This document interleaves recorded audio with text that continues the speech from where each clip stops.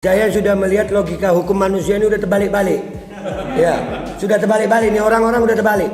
Saking mereka menjilat rezim sampai orang-orang yang lagi kita ini diberikan hak loh sama konstitusi. Demokrasi itu membolehkan orang demonstrasi, boleh orang melapor, tapi mereka kasihkan jilat pantat rezim rupanya. Sampai-sampai orang-orang seperti kita itu mau didemo. Dan itu udah terjadi, kayak Rocky Gerung pernah ngalamin. Kan akhirnya tolol dan terbukti akhirnya mereka juga kecewa sama Jokowi. Ya, dan sebetulnya kalau 02 itu dia sadar bahwasanya yang kita lawan bukan 02-nya, kecurangannya. Kalau mereka nggak merasa curang, ngapain mereka keberatan? Berarti kan memang mereka secara tidak langsung mengakui kecurangan mereka. Ketemu di lapangan, nggak ada lagi hukum-hukuman karena semua pakai bukti. Tim hukum kita udah pakai hukum. Kalau hukum itu nggak diterima, masa yang berbicara. Itu aja Bang Edi. Ya, masing-masing kan ngeklaim di media itu bahwasanya masing-masing ada pendukung. Ya udah, yang kemarin datang ke JIS, ya datang yuk. Kita tunjukin yang mana yang banyak gitu. Ya, sekarang ini kalau kita bicara tadi itu bagaimana etik, ada hukum. Udahlah bullshit, bener abang tadi bullshit udah bangke emang tuh orang-orang. Ya, jadi udah kita datang aja udah. Kekuatan masa dah. Dan kita nih di 01 masih ada kekuatan karena 03 juga kecewa. Ya, dan sebetulnya kalau 02 itu dia sadar bahwasanya yang kita lawan bukan 02-nya, kecurangannya. Kalau mereka nggak merasa curang, ngapain mereka keberatan? Berarti kan memang mereka secara tidak langsung mengakui kecurangan mereka. Ketemu di lapangan, nggak ada lagi hukum-hukuman karena semua pakai bukti. Tim hukum kita udah pakai hukum. Kalau hukum itu nggak diterima, masa yang berbicara. Itu aja Bang Edi. Makasih. Dari DHL. Ya, kami dari tim hukum sendiri. Maksudnya saya ya. Kami itu saya tidak membawa nama-nama kawan-kawan. Saya juga tidak percaya kepada Mahkamah Konstitusi. Prakteknya saya banyak, nggak mungkin sempat di sini. Salah satunya yang tadi dikupas oleh Bang Egy, harusnya menurut pasal 22 Undang-Undang 48 2009 tentang kehakiman, kekuasaan kehakiman harus diulang menurut pasal 6 ayat 6 Pasal 17 pasal 17 ayat 6 harus diulang dengan majelis hakim yang baru. Ayat 7, 6 dan 7. 6 dan 7 harus diulang. Ini nggak diulang. Kok kita percaya? Jadi kalau masyarakat seperti Babe Aldo yang di ujung kawan Denny, kawan ini semua dari pergerakan Beni, Pak Denny, saya wajar, kami merasa wajar. Kenapa? Kami sendiri yang orang hukum, yang anggota daripada tim hukum NAS nggak percaya sama MK, malah membahayakan apa? Final and binding. Tapi berarti tim hukum NAS kita maunya ke MK bagaimana? Nah, itu memang porsinya. Sementara kan kita buktinya ada di sini kan. Nah, walaupun kita tadi harusnya sebaiknya di sana, tapi kita lebih senang dengan kawan-kawan di sini pergerakan. Ini masalah TPK, masalah karakter. Jadi kita tetap akan dukung itu, tapi kita nggak bisa mencegah dan menyalahkan karena Bang Aldo dan kawan-kawan semua masyarakat yang ingin turun memang sudah cocok kepada peran serta masyarakat dan kebebasan menyampaikan pendapat di muka umum. Tidak terbatas jumlah, tidak ada batasan jumlah untuk menyampaikan tentang peran masyarakat itu. 1 juta orang, 2 juta orang, nggak ada batas. Kalau batas membatasi berarti melanggar hak asasi manusia. Karena mereka berpikir sama tentang kecurangan ini. Demikian Bang Egy. Ya, silakan Beni. Ya, dari saya mewakili 1000 ketua umum relawan yang hari ini deklarasi. Yang pertama bahwa saya yakin Timnas Amin akan memberikan sebuah solusi dalam hal seperti ini. Dan kita tunggulah nanti untuk waktunya. Mungkin akan ada beberapa hari ke depan akan ada pengumuman resmi dari Timnas Amin. Kemudian yang kedua adalah bahwa 1000 ketua umum simpul relawan ini adalah pergerakan dari civil society. Tidak ada kami disetir oleh pihak manapun, baik partai politik, baik tim pemenangan, baik apapun. Ini adalah murni gerakan dari masyarakat. Civil society. Civil society, aspirasi masyarakat yang melihat adanya anomali, keanehan. Bahkan Sekjen PDIP sudah mengatakan bahwa pemilu 2004 adalah pemilu yang terburuk sejak reformasi. Itu sudah keluar statement dari Sekjen PDIP. Jadi pertanyaannya, apakah berkenan untuk serbu KPU atau bagaimana? Nah, secara pergerakan memang KPU ini sudah bermasalah. Untuk itu kita perlu membuat semacam pressure. Pressure ini dalam hal pergerakan massa. Jadi seperti saya bilang tadi, saya mengajak semua unsur masyarakat, mahasiswa, pelajar, buruh tani, ojol untuk turun ke jalan, menyuarakan hal-hal yang merasa menjadi unek-unek kalian. Jangan takut. Hak berpendapat, hak berkumpul kita dilindungi oleh konstitusi. Itu teori, Ya. prakteknya ditangkepin nanti gimana? Kalau ditangkapin itu adalah resiko dari perjuangan, Bang. Siap, berarti siap. Itu resiko. Takbir. Itu resiko. Kalau kita tidak mau berjuang, jangan takut. Harus berani. Karena ini negara kita, bukan negara oligarki. Jadi closing statement saya adalah mari kita dorong partai politik melalui jalur politik untuk mengusulkan hak angket. Kemudian secara hukum, tim hukum nasional Timnas Amin kita percayakan untuk terus mengawal ini. Dan yang terakhir adalah pergerakan pejuang perubahan dan seluruh lapisan masyarakat agar turun ke jalan setiap hari menyuarakan ini tanpa henti. Demikian, Bang. Terakhir, Denny, ada lagi? Ya, alam semesta bekerja dan telah bekerja sebagaimana arahnya. Believe it or not, Anies Baswedan adalah takdir menentukan bahwa perubahan apapun yang terjadi besok dimulai dari sini.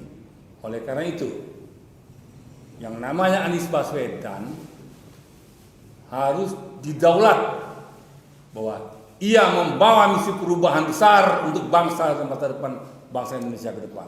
Apapun yang terjadi besok, menang atau apapun itu. Dan kalaupun ternyata dikalahkan karena sebuah kecurangan, maka konteks kata perubahan akan bergulir menjadi lebih besar.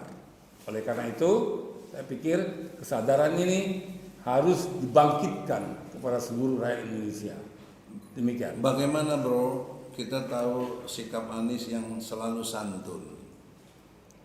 Artinya tidak inginlah ada konflik yang besar dan lain sebagainya. Bagaimana Anda memandang itu? Konflik itu kan suatu hal yang alami. Oleh karena itu saya pikir kalau sampai Anies Baswedan menolak didaulat bahwa dia adalah titik perubahan dalam bentuk apapun ke depan, maka dia harus terima. Kalau dia tidak bisa terima, ya mungkin rakyat akan bisa menilainya. I cannot say that. Gitu ya. Ya.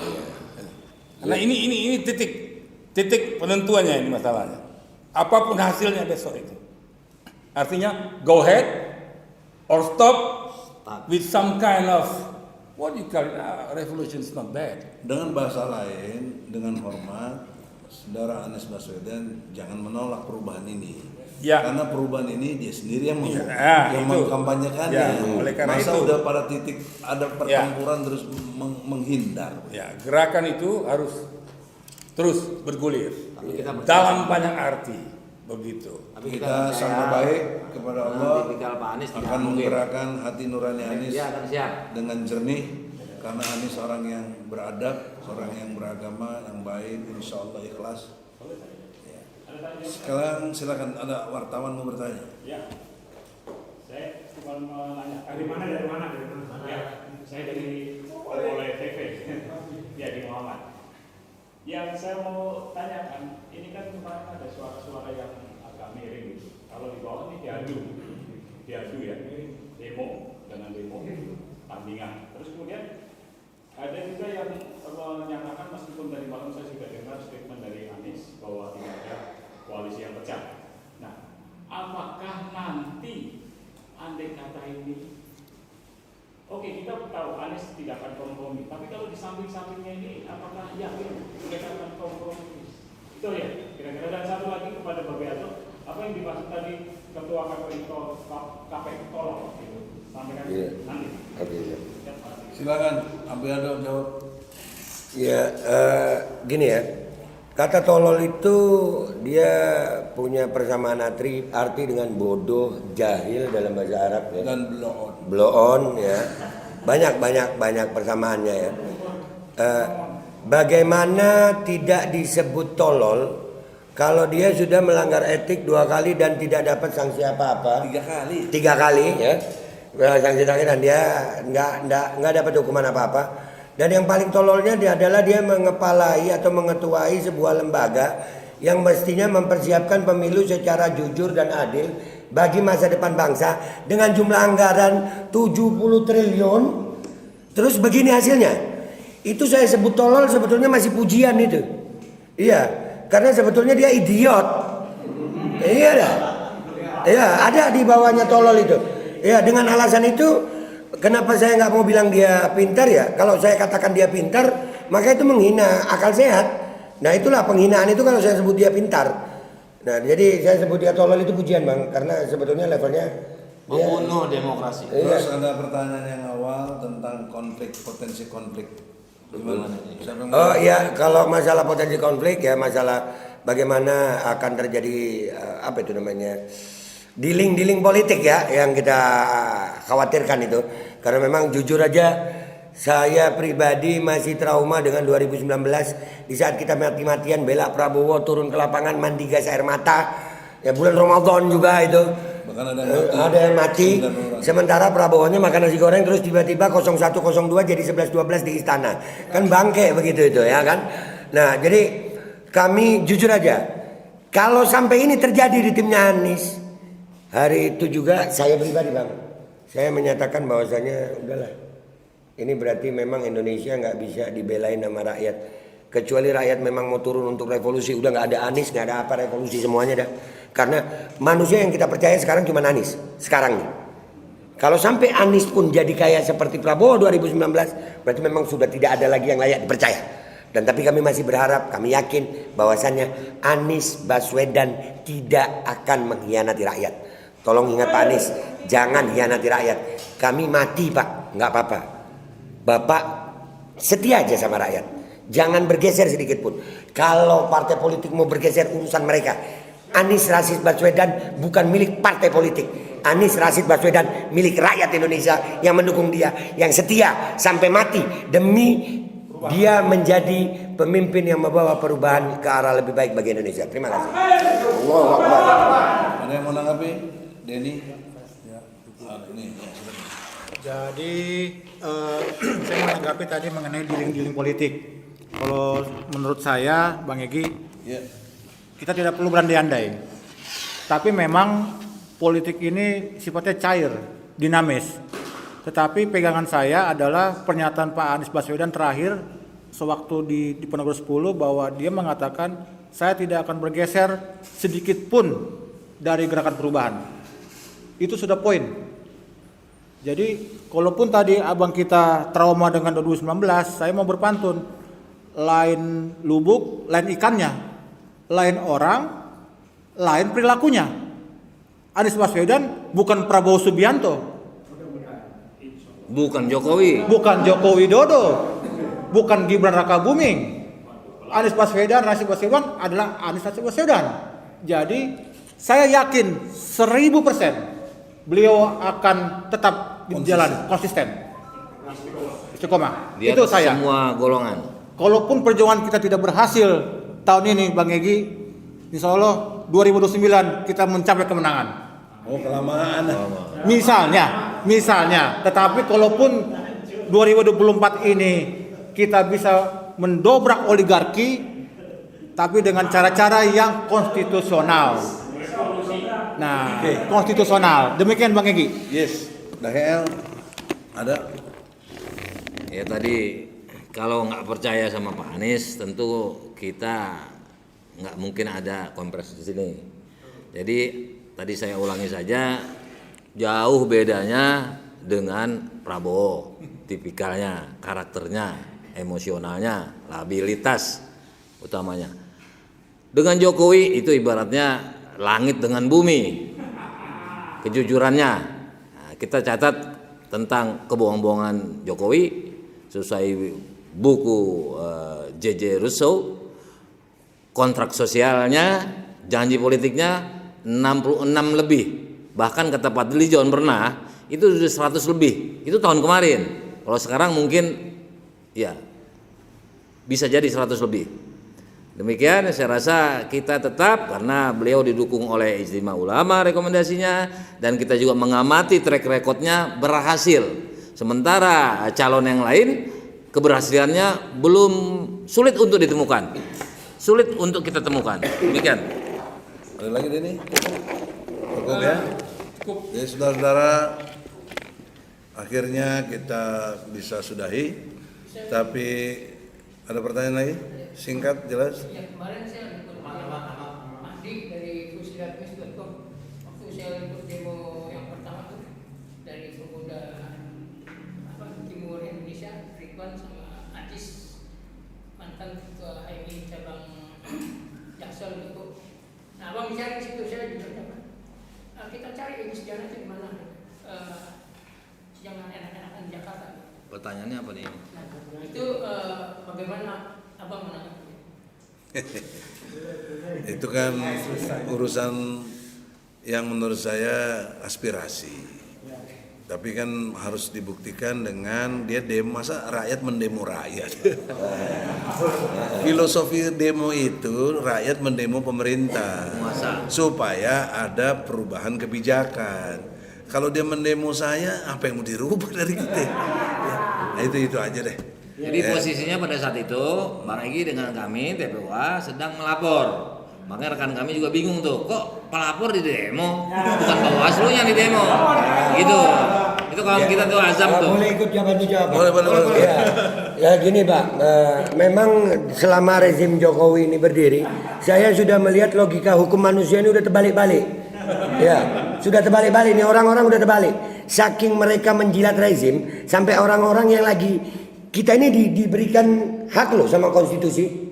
Demokrasi itu membolehkan orang demonstrasi, boleh orang melapor, tapi mereka kasihkan jilat pantat rezim rupanya.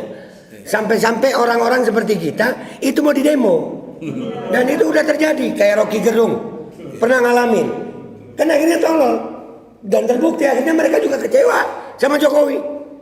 Ya jadi tolong Pak, kita nggak mau terbawa sama logika kebalik. Ya para penjilat, orang kalau sudah kebanyakan jilat pantat yang hasilnya asam sulfat begitu. Iya begitu. Jadi gua aja yang jawab Bang, jangan abang yang jawab. Karena untuk menjawab manusia-manusia yang otaknya udah kebalik, itu nggak bisa dengan penjelasan yang akademis, nggak bisa Bang. Harus gas mulutnya. Ya jadi mereka, saya rasa orang-orang yang akal logikanya udah terbalik. Bagaimana? Apa hubungannya Egy Sujana mau didemo? Emang siapa dia?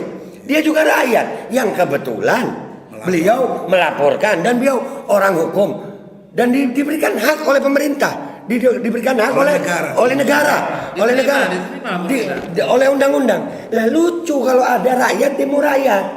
Iya, itu salah minum kopi dia. Buat orang-orang begitu kalau pagi saran gue minum kopi, jangan minum larutan daki, apalagi daki selangkangan. Makasih Bang. Ya. Iya Maghrib. Saya kira demikian saudara-saudara. Makanya ide besarnya adalah diskualifikasi 02 dan pemakjulan Jokowi. Siap. Nah, insya Allah kalau itu berjalan, Indonesia insya Allah lebih baik. Siap. Assalamualaikum warahmatullahi wabarakatuh. Waalaikumsalam warahmatullahi wabarakatuh.